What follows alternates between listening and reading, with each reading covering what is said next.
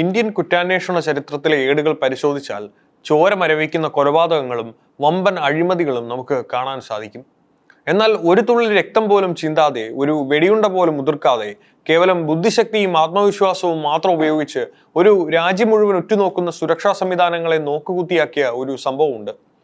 1987 March 19 മുംബൈയിലെ തിരക്കേറിയൊരു opera house പരിസരത്ത് നടന്ന ആ കവർച്ച ഇന്നും പോലീസിനും നിയമ സംവിധാനങ്ങൾക്കും ഒരു സമസ്യയായി തുടരുന്നു. 1987 മാർച്ചിലെ ഒരു പ്രഭാതത്തിൽ മുംബൈയിലെ ഒരു പ്രമുഖ പത്രമായ ടൈംസ് ഓഫ് ഇന്ത്യയിൽ വന്ന ഒരു ക്ലാസിഫൈഡ് പരസ്യമാണ് ഈ സംഭവ പരമ്പരകളുടെ ആധാരശില. CBIയുടെ ഇന്റലിജൻസ് ഓഫീസർമാരെയും സെക്യൂരിറ്റി ഓഫീസർമാരെയും ആവശ്യമുണ്ട് എന്നായിരുന്നു പരസ്യം.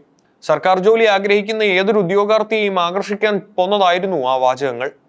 ഈ പരസ്യം കണ്ട് നൂറുകണക്കിന് യുവാക്കൾ അപേക്ഷ അയച്ചു. അവരിൽ നിന്ന് തിരഞ്ഞെടുത്ത ഉദ്യോഗാർത്ഥികളെ മുംബൈയിലെ അതിപ്രശസ്തമായ താജ്മഹൽ ഹോട്ടലിലെ ഒരു ആഡംബര മുറിയിലേക്ക് ഇന്റർവ്യൂവിനായി വിളിച്ചു. അവിടെ വെച്ച് സ്വയം മോഹൻ സിംഗ് എന്ന് പരിചയപ്പെടുത്തിയ ഒരു വ്യക്തി അവരെ കാത്തിരുന്നു. സുമുഖനും മാന്യനുമായി പെരുമാറുന്നവനുമായ സിംഗ് താനൊരു CBIയിലെ ഉന്നത ഉദ്യോഗസ്ഥനാണെന്ന് അവരെ വിശ്വസിപ്പിച്ചു.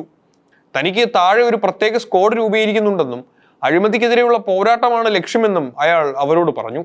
സിംഗിന്റെ പക്കൽ കൃത്യമായ CBI ലോഗോയുള്ള രേഖകളും വ്യാജമാണെന്ന് തിരിച്ചറിയാൻ കഴിയാത്ത ID കാർഡുകളും ഉണ്ടായിരുന്നു. ഇന്റർവ്യൂവിന് ശേഷം ഏറ്റവും മിടുക്കരായ 26 യുവാക്കളെ അയാൾ തിരഞ്ഞെടുത്തു. തങ്ങൾ രാജ്യത്തിന്റെ ഏറ്റവും വലിയ അന്വേഷണ ഏജൻസിയുടെ ഭാഗമായിരിക്കുന്നു എന്ന അഭിമാനത്തിലായിരുന്നു ആ 26 പേരും.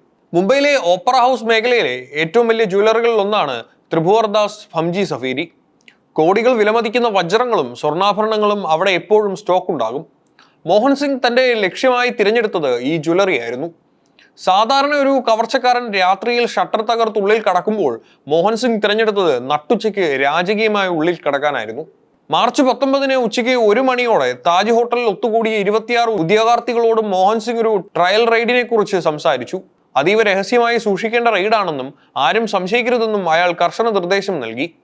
അവിടെ കാത്തുനിന്ന ആഡംബര ബസ്സിൽ അവർ ഓപ്പറ ഹൗസിലേക്ക് തിരിച്ചു. ഉച്ചയ്ക്ക് ഏകദേശം 2:15 TBS ജ്വല്ലറിയുടെ മുന്നിൽ ബസ് നിന്നു.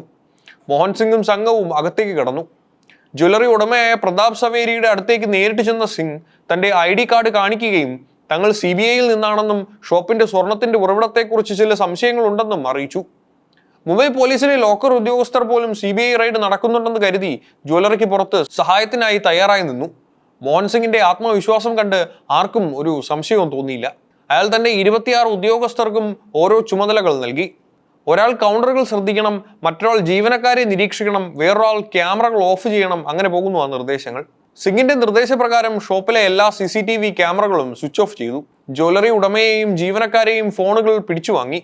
തുടർന്ന് ഷോപ്പിലെ വജ്രങ്ങളും വിലപിടിപ്പുള്ള ആഭരണങ്ങളും പരിശോധനയ്ക്കായി പാക്ക് ചെയ്യാൻ ആവശ്യപ്പെട്ടു. വലിയ പ്ലാസ്റ്റിക് ബാഗുകളിൽ സ്വർണവും വജ്രവും നിറച്ചു.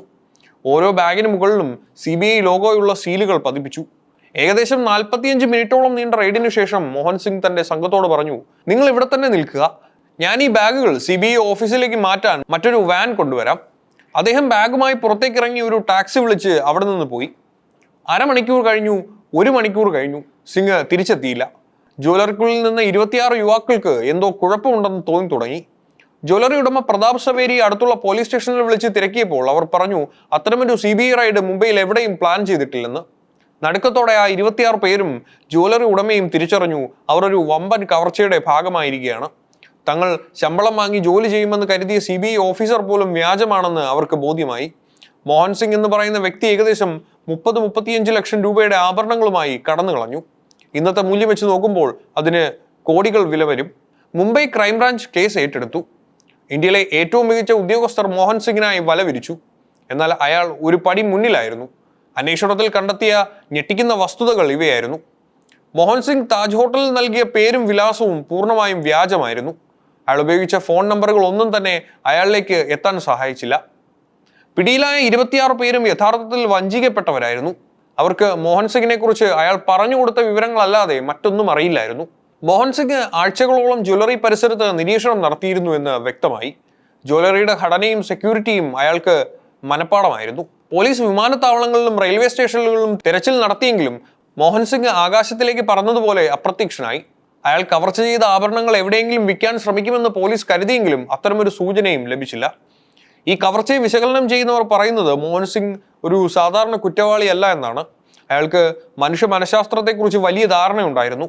സർക്കാർ ഉദ്യോഗസ്ഥരെ കണ്ടാൽ സാധാരണക്കാർക്കുണ്ടാകുന്ന ഭയം അയാൾ മുതലെടുത്തു. യൂണിഫോമും പദവിയും നൽകുന്ന അധികാരം ഉപയോഗിച്ച് ഒരു വലിയ ജനക്കൂട്ടത്തെ തന്നെ അയാൾ നിയന്ത്രിച്ചു. ഒരു വമ്പൻ ജ്വല്ലറിയുടെ മധ്യത്തിൽ നിന്ന് പകൽ വെളിച്ചത്തിൽ ഇത്രയും വലിയ തുക കവർന്നത് ലോകത്തിലെ തന്നെ അപൂർവം സംഭവങ്ങളിൽ ഒന്നാണ്. ഇതേ മോഹൻ സിംഗ് ഇതിനു മുമ്പ് മറ്റ് പലയിടങ്ങളിലും സമാനമായ തട്ടിപ്പുകൾ നടത്തിയിട്ടുണ്ടോ എന്ന സംശയം പോലീസിനുണ്ട്. എന്നാൽ എവിടെയും അയാൾ പിടിയിലായില്ല. 1987 ഈ സംഭവം ഇന്ത്യയിലെ സുരക്ഷാ സംവിധാനങ്ങളിൽ വലിയ മാറ്റങ്ങൾക്ക് കാരണമായി.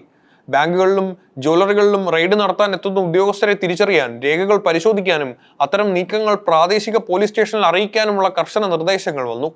ഈ കേസിനെ ആസ്പദമാക്കി നീരജ് പാണ്ഡെ സംവിധാനം ചെയ്ത സ്പെഷ്യൽ 26 എന്ന ചിത്രം 2013 പുറത്തിറങ്ങിയപ്പോൾ പുതിയ തലമുറയ്ക്കും ഈ അവിശ്വസനീയമായ കഥ സുപരിചിതമായി. സിനിമയിൽ കാണിക്കുന്നത് പോലെ ആ കവർച്ചക്കാരൻ പിന്നീട് മറ്റൊരു വലിയ കവർച്ച കൂടി നടത്തിയോ എന്നതിന് യാതൊരു തെളിവുമില്ല. ഇന്ന് ആ കവർച്ച നടന്നിട്ട് 35 വർഷങ്ങൾ പിന്നിട്ടിരിക്കുന്നു. മോഹൻ സിംഗ് എന്ന ആ നിഗൂഢ മനുഷ്യൻ ഒരുപക്ഷെ ഇന്ന് ജീവിച്ചിരിപ്പുണ്ടാകാം, അല്ലെങ്കിൽ ഇല്ലായിരിക്കാം. പക്ഷേ അയാൾ തുന്നിച്ചേർത്ത ആ കഥ ഇന്നും സജീവമാണ്. നിയമത്തിന്റെ കണ്ണുവെട്ടിച്ച് ആയുധങ്ങളില്ലാതെ ലക്ഷ്യം നേടാമെന്ന് കാണിച്ചു കൊടുത്തൊരു ക്രൂരമായ പ്രതിയുടെ അടയാളമായി ഓപ്പറ ഹൗസ് കവർച്ച ചരിത്രത്തിൽ നിലനിൽക്കുന്നു. അന്വേഷണ ഉദ്യോഗസ്ഥരുടെ ഫയലുകളിൽ ഇന്നും ഈ കേസ് അൺസോൾവ്ഡ് ആയി തുടരുന്നു. ആ സ്വർണവും വജ്രവും എവിടെ പോയി? ആ 26 പേരെ ചതിച്ച മോഹൻ സിംഗ് ആരായിരുന്നു? ഈ ചോദ്യങ്ങൾക്ക് കാലം ഇനിയും മറുപടി നൽകിയിട്ടില്ല.